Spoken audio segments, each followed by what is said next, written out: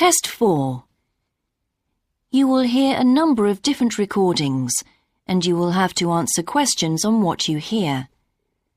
There will be time for you to read the instructions and questions, and you will have a chance to check your work. All the recordings will be played once only. The test is in 4 sections. At the end of the test, you will be given 10 minutes to transfer your answers to an answer sheet. Now turn to Section 1.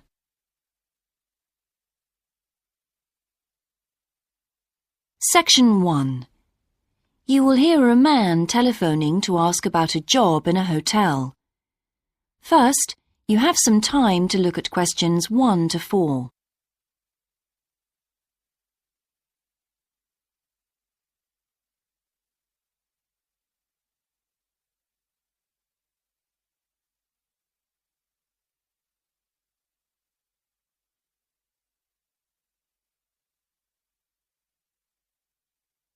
You will see that there is an example that has been done for you. On this occasion only, the conversation relating to this will be played first. Hello, West Bay Hotel. Can I help you? Oh, good morning. I'm ringing about your advertisement in the Evening Gazette. Is that the one for temporary staff? That's right. The advertisement is for temporary staff, so temporary has been written in the space. Now we shall begin. You should answer the questions as you listen, because you will not hear the recording a second time. Listen carefully and answer questions 1 to 4. Hello, West Bay Hotel. Can I help you? Oh, good morning. I'm ringing about your advertisement in the Evening Gazette. Is that the one for temporary staff? That's right. Yes, I'm afraid the person who's dealing with that isn't in today, but I can give you the main details if you like. Yes, please. Could you tell me what kind of staff you're looking for? We're looking for waiters at the moment. There was one post for a cook, but that's already been taken. Oh, right. What are the hours of work? There are 2 different shifts. There is a day shift from 7 to 2 and a late shift from 4 till 11. And can people choose which one they want to do? Not normally, because everyone would choose the day shift, I suppose. You alternate from one week to another. OK, I'm just writing all this down. What about time off? You get 1 day off, and I think you can negotiate which one you want. It's more or less up to you, but it has to be the same one every week. Do you know what the rates of pay are? Yes, I've got them here. You get £5.50 an hour, and that includes a break. Do I have to go home to eat, or...? You don't have to. You can get a meal in the hotel if you want to, and there's no charge for it, so you might as well. Oh, good. Yes, so let's see. I get £231 a week. You'd also get tips. Our guests tend to be quite generous. Before you hear the rest of the conversation, you have some time to look at questions 5 to 10.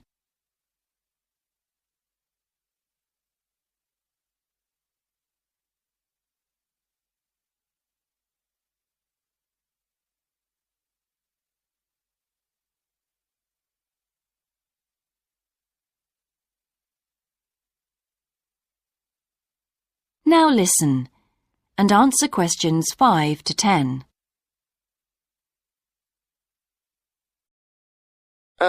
Is there a uniform? What about clothes? Yes, I forgot to mention that. You need to wear a white shirt, just a plain one, and dark trousers. You know, not green or anything like that. And we don't supply those. That's okay, I've got trousers. I just have to buy a couple of shirts. What about anything else? Do I need a waistcoat or anything? You have to wear a jacket, but the hotel lends you that. I see. One last thing. I don't know what the starting date is. Just a minute. I think it's sometime around the end of June. Yes, the 28th, in time for the summer.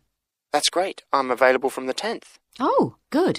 Well, if you can call again, you need to speak to the service manager. Her name's Jane Irwin. That's Urwin. And she'll probably arrange to meet you. OK, and when's the best time to ring? Could you call tomorrow? She usually starts checking the rooms at midday, so before then if you can, so she'll have more time to chat. I'll just give you her number because she's got a direct line. Thanks. It's 832-009. 823-009. 832. Oh, OK. Yes, I'll do that. And by the way, she will ask you for a reference, so you might like to be thinking about that. You know, just someone who knows you and can vouch for you. Yes, no problem. Well, thanks very much for your help. You're welcome. Bye. Bye. That is the end of section 1. You now have half a minute to check your answers.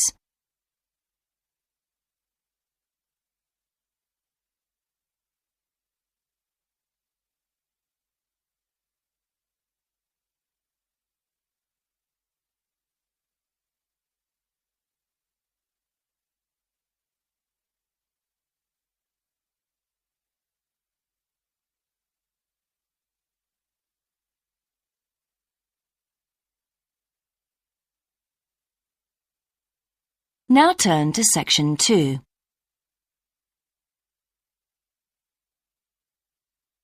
Section 2. You will hear a man being interviewed on local radio about a plan to improve a suburb called Red Hill. First, you have some time to look at questions 11 to 13.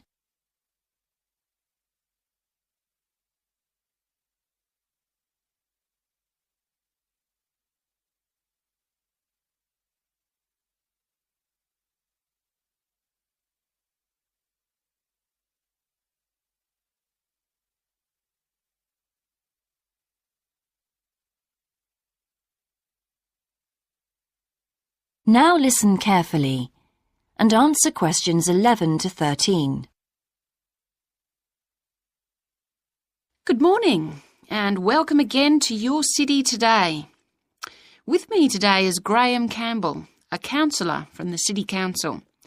He'll be telling us about the plan to improve the fast-growing suburb of Red Hill. Good morning, Graham, and welcome to the show. Good morning, Carol. Now, Graham, I understand that there has been a lot of community consultation for the new plan. Yes, we've tried to address some of the concerns that local groups told us about. People we've heard from are mainly worried about traffic in the area and in particular the increasing speed of cars near schools.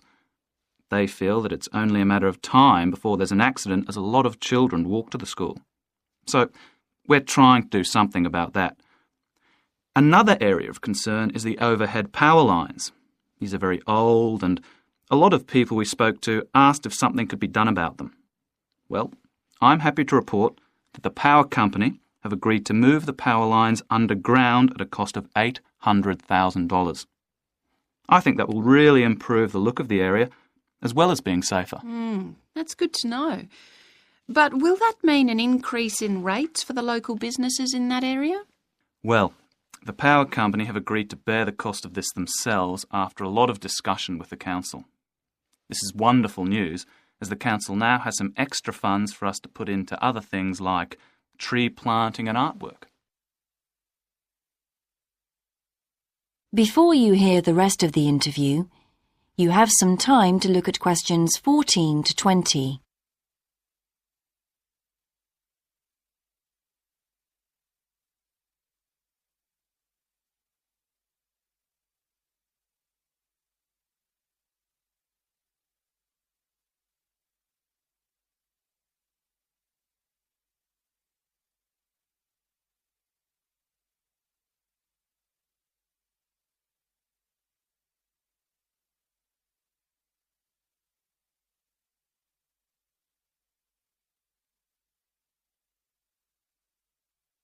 Now listen and answer questions 14 to 20. Now, we've also put together a map which we've sent out to all the residents in the area. And on the map we've marked the proposed changes.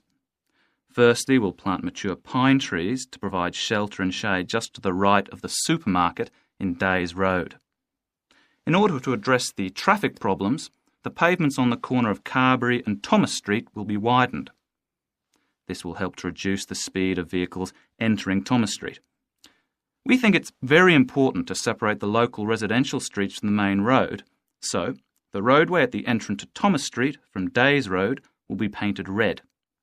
This should mark it more clearly and act as a signal for traffic to slow down. One way of making sure that the pedestrians are safe is to increase signage at the intersections. A Keep Clear sign will be erected at the junction of Evelyn Street and Hill Street to enable traffic to exit at all times. Something we're planning to do to help control the flow of traffic in the area is to install traffic lights halfway down Hill Street where it crosses Days Road. Now, we haven't only thought about the cars and traffic, of course. There's also something for the children. We're going to get school children in the area to research a local story, the life of a local sports hero, perhaps. And an artist will incorporate that story into paintings on the wall of a building on the other side of Hill Street from the supermarket. And finally, we've agreed to build a new children's playground, which will be at the other end of Hill Street, close to the intersection with Carberry Street. Wonderful. Now, what's the next stage? Well, the final plan will... That is the end of section 2. You now have half a minute to check your answers.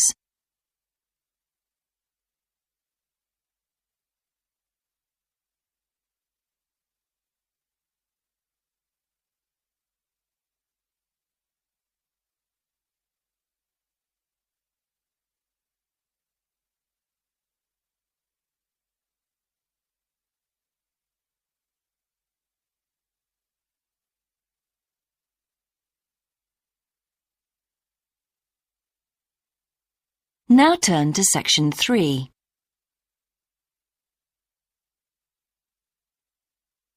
Section 3.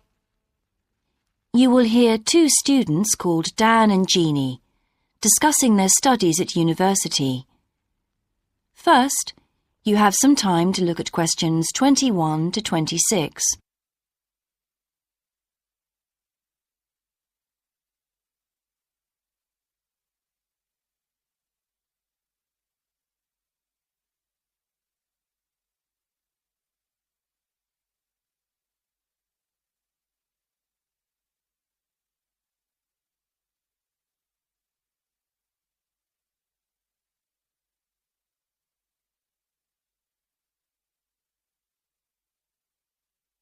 Now listen carefully and answer questions 21 to 26.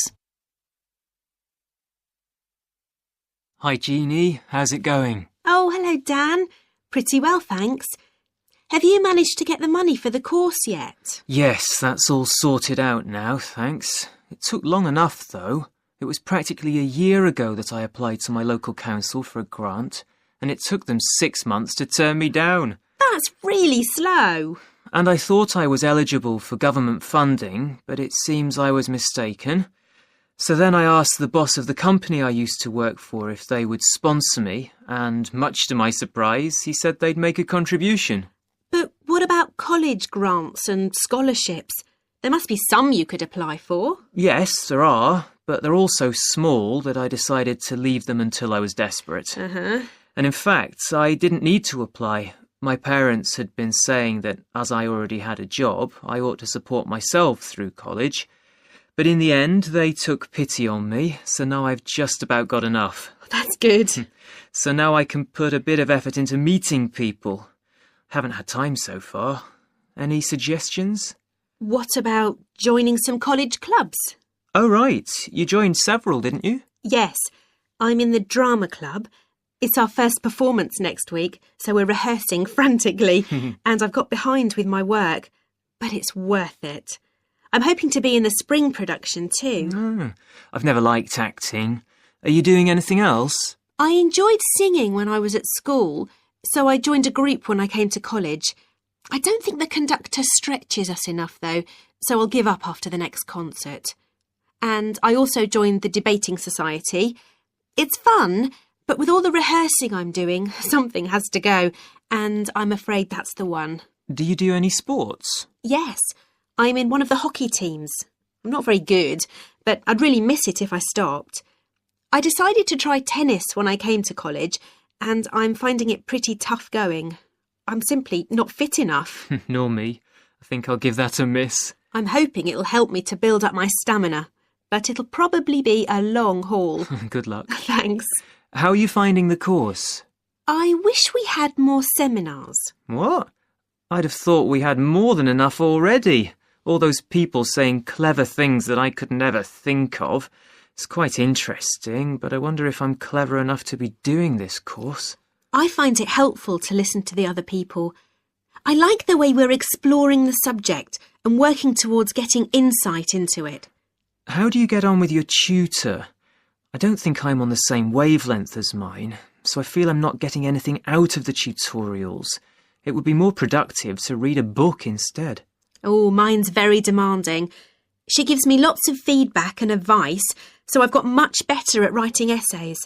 And she's helping me plan my revision for the end-of-year exams. Do tell me, I always struggle with revision. Before you hear the rest of the discussion, you have some time to look at questions 27 to 30.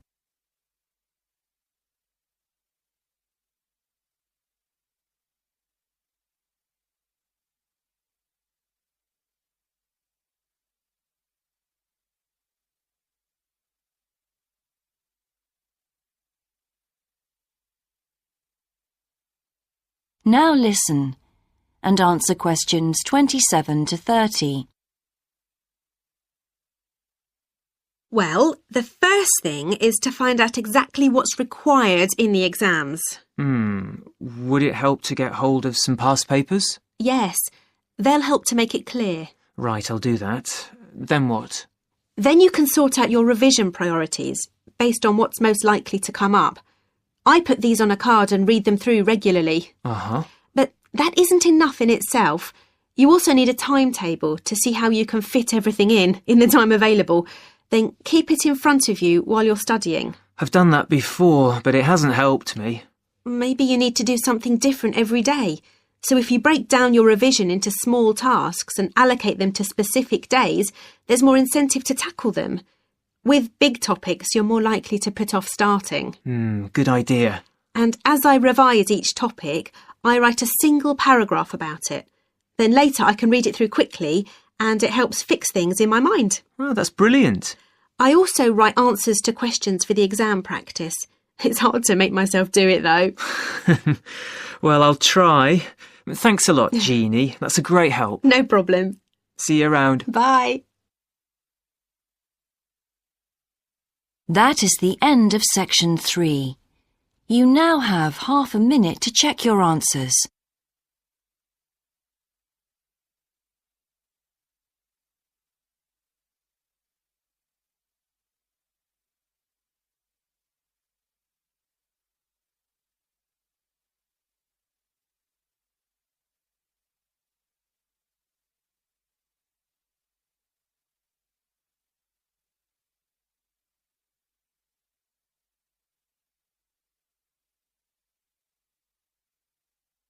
Now turn to section 4.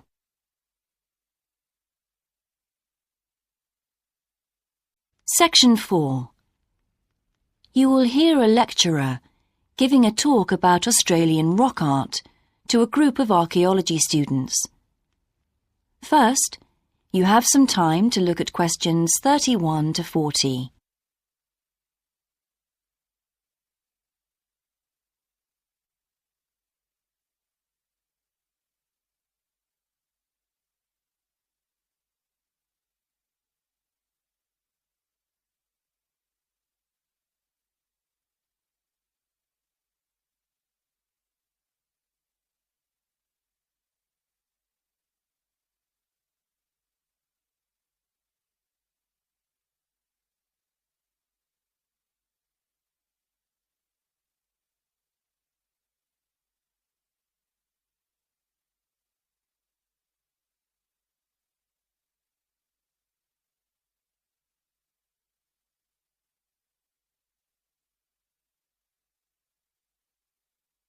now listen carefully and answer questions 31 to 40.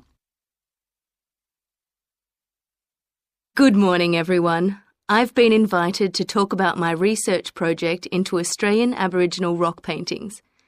The Australian Aborigines have recorded both real and symbolic images of their time on rock walls for many thousands of years. Throughout the long history of this tradition, new images have appeared and new painting styles have developed. And these characteristics can be used to categorise the different artistic styles. Among these are what we call the dynamic, yam, and modern styles of painting. One of the most significant characteristics of the different styles is the way that humans are depicted in the paintings. The more recent paintings show people in static poses, but the first human images to dominate rock art paintings over 8,000 years ago were full of movement. These paintings showed people hunting and cooking food, and so they were given the name dynamic to reflect this energy. It's quite amazing considering they were painted in such a simple stick-like form. In the yam period, there was a movement away from stick figures to a more naturalistic shape. However, they didn't go as far as the modern style, which is known as X-ray because it actually makes a feature of the internal skeleton as well as the organs of animals and humans. The yam style of painting got its name from the fact that it featured much curvier figures that actually resemble the vegetable called a yam, which is similar to a sweet potato. The modern paintings are interesting because they include paintings at the time of the first contact with European settlers. Aborigines managed to convey the idea of the settlers' clothing by simply painting the Europeans without any hands, indicating the habit of standing with their hands in their pockets. Size is another characteristic. The more recent images tend to be life-size or even larger, but the dynamic figures are painted in miniature. Aboriginal rock art also records the environmental changes that occurred over thousands of years. For example, we know from the dynamic paintings that over 8,000 years ago, Aborigines would have rarely eaten fish, and sea levels were much lower at this time. In fact, fish didn't start to appear in paintings until the yam period, along with shells and other marine images. The paintings of the yam tradition also suggest that, during this time, the Aborigines moved away from animals as their main food source and began including vegetables in their diet, as these feature prominently. Freshwater creatures didn't appear in the paintings until the modern period from 4,000 years ago.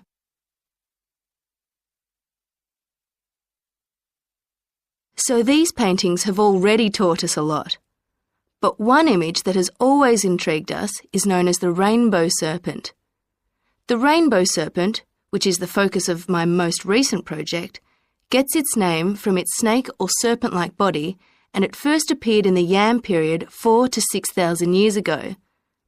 Many believe it is a curious mixture of kangaroo, snake and crocodile. But we decided to study the rainbow serpent paintings to see if we could locate the animal that the very first painters based their image on. The yam period coincided with the end of the last ice age. This brought about tremendous change in the environment, with the sea levels rising and creeping steadily inland. This flooded many familiar land features and also caused a great deal of disruption to traditional patterns of life, hunting in particular. New shores were formed and totally different creatures would have washed up onto the shores. We studied 107 paintings of the rainbow serpent and found that the one creature that matches it most closely was the ribboned pipefish, which is a type of seahorse. This sea creature would have been a totally unfamiliar sight in the inland regions where the image is found, and it may have been the inspiration behind the early paintings. So, at the end of the Ice Age, there would have been enormous changes in animal and plant life. It's not surprising, then, that the Aborigines linked this abundance to the new creatures they witnessed. Even today, Aborigines see the rainbow serpent as a symbol of creation, which is understandable given the increase in vegetation and the new life forms that featured when the image first appeared.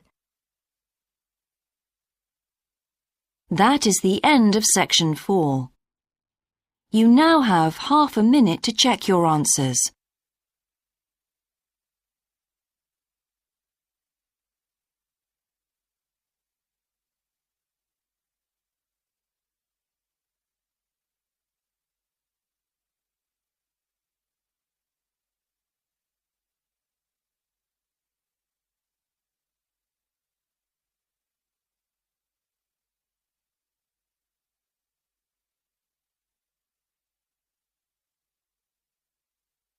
That is the end of the listening test. In the Ielts test, you would now have 10 minutes to transfer your answers to the answer sheet.